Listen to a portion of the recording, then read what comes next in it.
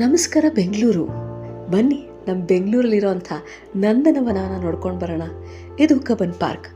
ಒಳಗೆ ಕಾಲಿಡ್ತಾ ಇದ್ದ ಹಾಗೆ ನಿಮ್ಮನ್ನು ಸ್ವಾಗತಿಸುತ್ತೆ ಹಚ್ಚ ಹಸಿರು.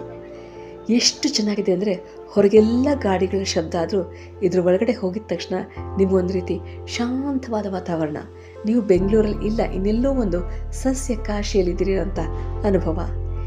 ಎಷ್ಟು ಅದ್ಭುತವಾದಂಥ ಪ್ರಕೃತಿಯನ್ನು ನೀವು ಹೊರಗಡೆ ನೋಡ್ಬೋದು ಅಂದರೆ ನೋಡಿ, ಈ ಒಂದು ಮರ ಇದೆಯಲ್ಲ, ಈ ಮರದ ತುಂಬೆಲ್ಲ ಹೂಗಳು.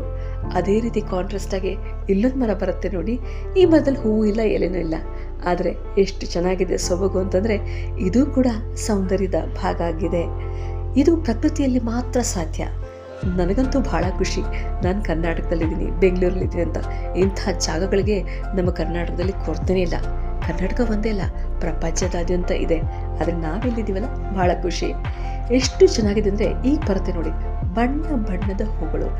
ಎಷ್ಟು ಬಣ್ಣ ಇದೆ ಅಂತ ಅಂದರೆ ನಾವು 7 ಅಂತೀವಿ. 7 ಅಲ್ಲ ಕಣ್ರಿ, ಇದು 70,000 ಬಣ್ಣಗಳು ಪ್ರಕೃತಿಯಲ್ಲಿ ಕಾಣಿಸುತ್ತೆ. ಅದಷ್ಟು ಬಣ್ಣಗಳನ್ನು ನಾವು ಯಾವಾಗಾದರೂ ಒಮ್ಮೆ ಹೋಗಿ ಕಣ್ಣು ತುಂಬ್ಕೋಬೋದ ಅಂದರೆ ಖಂಡಿತ ತುಂಬ್ಕೋಬೋದು. ಇದಕ್ಕೆ ದುಡ್ಡಿಲ್ಲ, ಕಾಸಿಲ್ಲ.